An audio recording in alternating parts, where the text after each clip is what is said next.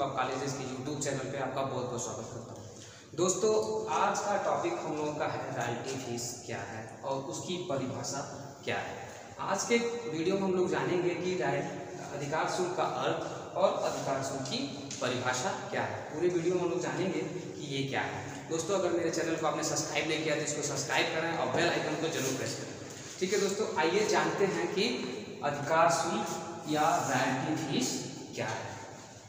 दोस्तों, अधिकार शुल्क एक विशेष प्रकार का किराया है। क्या है? विशेष प्रकार का क्या है? किराया है। ठीक है, एक किस्म का क्या है? किराया है। अब किराया क्या होता है? आप लोग को जानते होंगे क्या हो किराया क्या है? किराया तो सामान्य तौर पे आप लोग जानते होंगे कि किराया क्या है। किराया यह है कि एक व्यक्ति के पास कोई संपत्ति होती है, वो दूसरे व्यक्ति को निश्चित समय के लिए जो धनराशि प्राप्त करता है उसी को क्या कहते हैं हम लोग? रेंट कहते हैं। ठीक है, क्या कहते हैं हम लोग? रेंट कहते हैं। यानी कह सकते हैं एक व्यक्ति दूसरे व्यक्ति को कुछ समय के लिए दे देता है, उसके बदले जो धनराशि प्राप्त करता है वही क्या कहलाता है? रेंट कहलाता है। ठीक है, इसको रेंट को हम अच्छे से समझ जाएंगे दोस्तों तो रॉयल्टी फीस बहुत अच्छे से क्लियर हो जाएगा। ठीक है, तो आइए जानते हैं कि रेंट क्या है। रेंट क्या है? एक व्यक्ति मान लीजिए क्या है? राम है। ठीक है, दूसरे व्यक्ति श्याम, समझिएगा, दूसरे व्यक्ति श्याम को कोई संपत्ति, समझिएगा, कोई संपत्ति, राम के पास कोई संपत्ति है और वो क्या करता है? श्याम को दे देता है और श्याम इसको क्या करता है? कोई धनराशि, समझिएगा, क्या? कोई धनराशि श्याम के द्वारा राम को दिया जाता है, वही धनराशि क्या कहलाती है? अधिकार शुल्क कहलाती है। ठीक है, यहाँ तक क्लियर हुआ? एक व्यक्ति अपने किसी संपत्ति को दूसरे व्यक्ति को किसी निश्चित समय के लिए आपसी समझौते से कोई धनराशि प्राप्त करने के लिए उसको दे देता है, उसे ही क्या कहते हैं हम लोग? रेंट कहते हैं। ठीक है, यहाँ तक क्लियर हो गया होगा कि रेंट क्या है। दोस्तों, ठीक इसी प्रकार, क्या? ठीक उसी प्रकार अधिकार शुल्क, यानी अधिकार शुल्क एक विशेष प्रकार का किराया है जो एक व्यक्ति अपने किसी अधिकार को, ठीक है, इसको अपने किसी अधिकार को, संपत्ति को, ठीक है, या ट्रेडमार्क, इसको ट्रेडमार्क को किसी दूसरे व्यक्ति को निश्चित समय के लिए आपसी समझौते से दे देता है और उसके बदले जो धनराशि प्राप्त करता है वही क्या कहलाता है? अधिकार शुल्क कहलाता है। ठीक है, यानी कह सकते हैं अधिकार शुल्क का अर्थ ये है कि दो पक्षों के बीच आपसी समझौते से किसी संपत्ति के बदले धनराशि प्राप्त करना ही क्या कहलाता है? अधिकार शुल्क कहलाता है। ठीक है, यानी ये क्लियर हुआ कि आपका क्या है अधिकार का यहाँ पे मतलब है। यानी राम के पास कोई अधिकार है, मान लीजिए उसके पास कोई कोयले का खान है या कोई ऐसी संपत्ति है या उसके पास ट्रेडमार्क है। ट्रेडमार्क का मतलब यहाँ पे व्यापारिक चिन्ह से।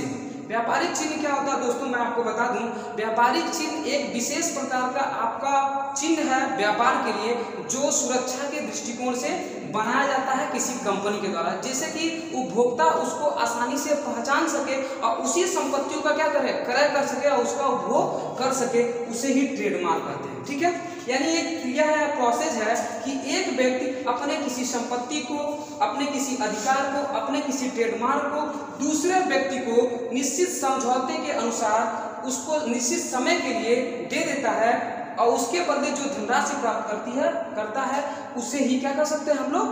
क्या कर सकते हैं हम लोग? अधिकार शुल्क कर सकते हैं। ठीक है, यहाँ तक क्लियर है। इसको अर्थ समझ लेते हैं, क्या है इसका अर्थ। देखिए, अधिकार शुल्क से आस है एक विशेष प्रकार के क्या है?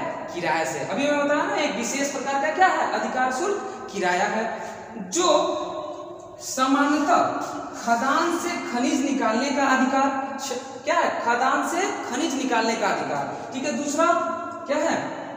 पुस्तक छापने व बेचने का अधिकार या किसी पेटेंट के वस्तु बनाने या बेचने का अधिकार के हस्तांतरण मतलब एक हाथ से दूसरे हाथ में दे देना, ठीक है, के बदले खान के स्वामी, लेखक या पेटेंट के स्वामी को प्राप्त होता है। ठीक है, यानी अर्थ में साफ साफ ये कह रहा है कि अधिकार शुल्क से आशय ये है, कोई व्यक्ति यानी खान का जो स्वामी है, कोई लेखक है या कोई पेटेंट करता है, उसके द्वारा अपने किसी खनिज निकालने का अधिकार या पुस्तक छापने का अधिकार या किसी वस्तु को बेचने का अधिकार दूसरे व्यक्ति को दे देता है निश्चित समय के लिए, और उसके बदले क्या प्राप्त करता है, कुछ धनराशि प्राप्त करता है, वही क्या कहलाता है हम लोग का रॉयल्टी फीस कहलाता है। ठीक है, यहाँ तक आप लोग को क्लियर हो गया कि लिखना क्या है। लिखना क्या है कि इसमें दो पक्ष होते हैं, दो पक्षों के बीच आपसी समझौते से निश्चित अवधि के लिए जो धनराशि एक पक्ष पाता है और दूसरा पक्ष क्या होता है, उस संपत्ति का प्रयोग करता है, इसी सभी प्रक्रिया को हम लोग क्या कहते हैं, अधिकार शुल्क कहते हैं। ठीक है, अधिकार शुल्क का अर्थ आप लोग को अच्छी तरह से समझ में आ गया होगा कि क्या है। अब आपके सामने प्रश्न ये उठता है, सर जब अधिकार उसके पास किसी संपत्ति का है, मान लीजिए किसी संपत्ति का उसके पास अधिकार है, मान लीजिए उसके पास कोई अधिकार है, मान लीजिए वो खान का स्वामी है। ठीक है, खान का क्या है, स्वामी है। खान का मतलब यहाँ पे कोई कोयले का खान है, सोने का खान है, तेल का कुआं है, इस टाइप का जो भी स्वामी है, तो उसके पास स्वयं संपत्ति है, मान लीजिए खान है, तो सर वो दूसरे को क्यों दे देता है, ये प्रश्न आपके सामने आ जाएगा।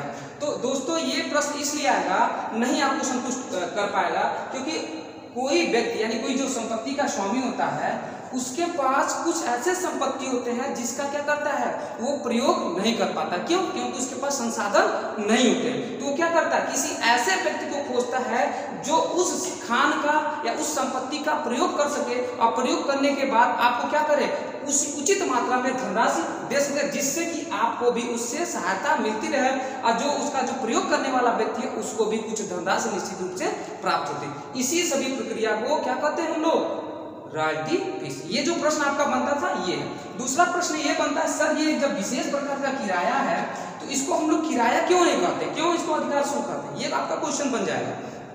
तो दोस्तों मैं आपको बता दूं, किराया इसलिए अधिकार शुल्क को नहीं कह सकते हैं।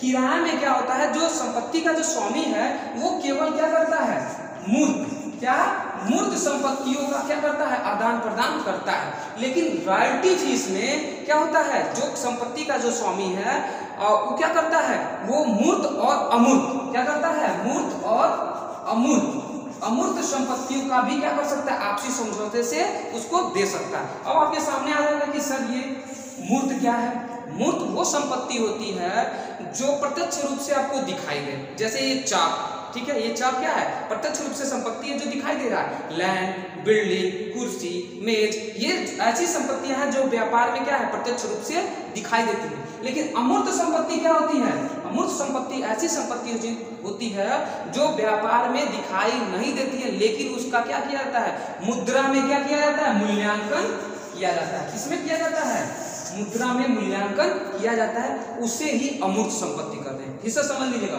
अमूर्त संपत्ति वो संपत्ति है जो व्यापार या किसी कंपनी के रूप में स्थापित, कंपनी के लिए स्थापित होती है, और वो उसका लेकिन मूल्यांकन क्या होता है, मुद्रा में मूल्यांकन होता है, उसे ही अमूर्त संपत्ति कहते हैं। इसीलिए किराए को रॉयल्टी नहीं कर सकते हैं, रॉयल्टी को किराया नहीं कर सकते हैं। किराए में क्या होता है, जो संपत्ति का जो स्वामी है वो क्या करेगा, किराए में केवल मूर्त संपत्तियों का आदान प्रदान कर सकता है, लेकिन रॉयल्टी में जो रॉयल्टी अकाउंट है उसमें क्या कर सकता है, मूर्त और अमूर्त दोनों संपत्तियों का क्या कर सकता है, वो आदान प्रदान कर सकता है, समझौता कर सकता है। इसीलिए इसको किराया कहा जाता है, और इसको क्या किया जाता है, रॉयल्टी किया जाता है। ठीक है, किराए में जो संपत्ति का जो प्राप्त करता है उसको हम लोग क्या कहते हैं, किराएदार। उसको क्या कहते हैं हम लोग, किराएदार। क्या कहते हैं उसको, किराएदार, जो संपत्ति का प्रयोग करने वाला है। लेकिन रॉयल्टी अकाउंट में जो संपत्ति का प्रयोग करने वाला है उसको हम लोग क्या कहते हैं, लैसी।